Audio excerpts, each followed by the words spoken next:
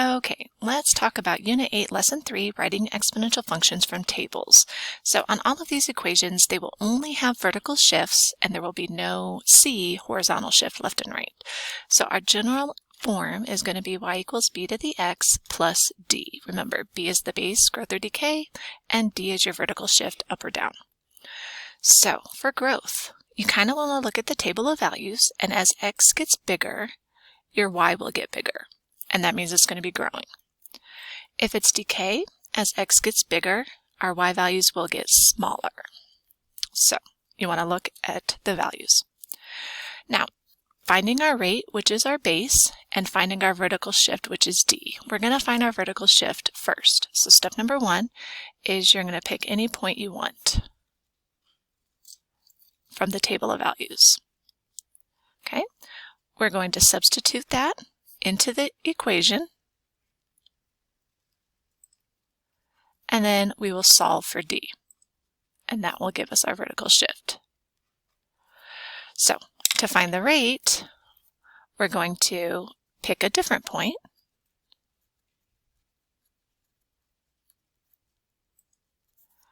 we're going to substitute that into y equals b to the x plus d, but we'll know d, so use d, and then we'll be able to solve for our base. And that's it. All right, so let's look at the first example. So we're going to leave the rules at the top. If I look as x is getting bigger, we're going this way, my y values are also getting bigger. So I know we're growing. Now, the missing values, you can, since b and d, those aren't specified, you can either follow the pattern or you can actually pick any numbers you want. So there are several right answers. I'm just going to keep going with the pattern. Now, I can't find A, C, or E until I find my formula. So we're going to go and find our vertical shift. We're going to use y equals b to the x plus d. So I'm just going to pick my first ordered pair, and that's what I'm going to use. So that's x, that's y. We're going to plug those into the formula. So 1 equals b to the 0 plus d. Remember, anything to the 0 power is 1. So then if I want to solve for d, we'll subtract 1, and d equals 0. Now we're going to find our base. So I'm going to use the same general formula, and I'm going to pick the second ordered pair. So I know y is 2. I don't know my base, x is 1, and I know my d is 0. So if I solve this for b, b is equal to 2. So then I get, we're going to leave the y. I know my base is 2. We always leave x, and I know my d is 0. And that would be my formula. So now, if I know x is 3, I get y equals 2 cubed, which is equal to 8. If y is equal to 4, you get 16. And if y is equal to 5, you get 32.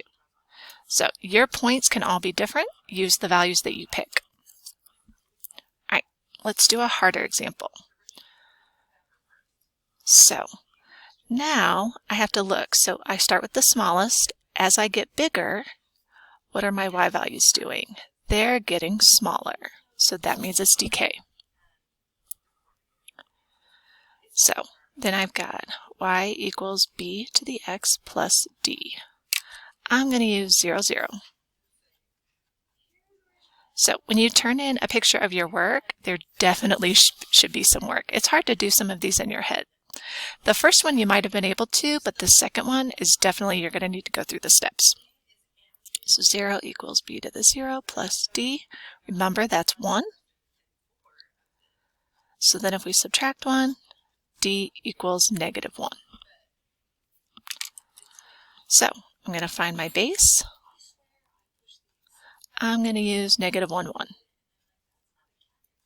So 1 equals b to the negative 1 minus 1. Now, this one requires a little bit of review. Remember, a negative makes it a reciprocal, so this becomes 1 over b. It doesn't make it negative. So I'm going to add 1 to both sides. So 1 over b equals 2. You always multiply by the denominator. So 2b equals 1. Divide by 2. So b equals 1/2. So y equals 1/2 to the x minus 1. That's our formula. So I'm going to go ahead and follow the pattern and plug them in. Type that into a calculator, or negative makes it a reciprocal, which is 2. 2 to the 4th is 16. 16 minus 1 is 15.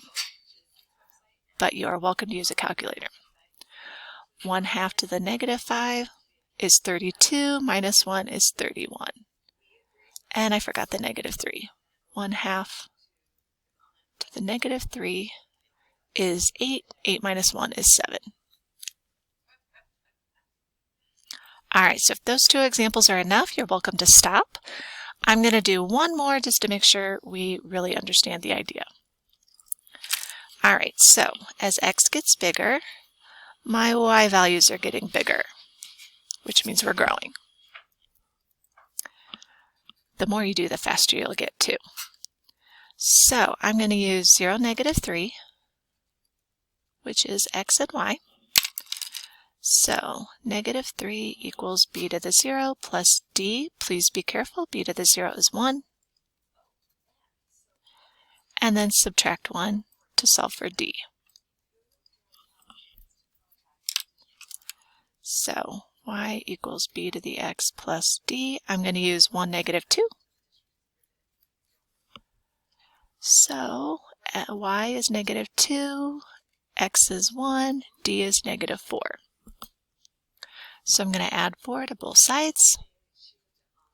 So b equals positive 2. So we get y equals our base to the x and our d value. This would be our function. Once again, you're welcome to pick whatever you want. So if I plug in 3, 2 cubed minus 4, 8 minus 4 is 4. 2 to the 4th minus 4, what's that? 16 minus 4 is 12. And 2 to the 5th is 32. 32 minus 4 is 28. And there you go.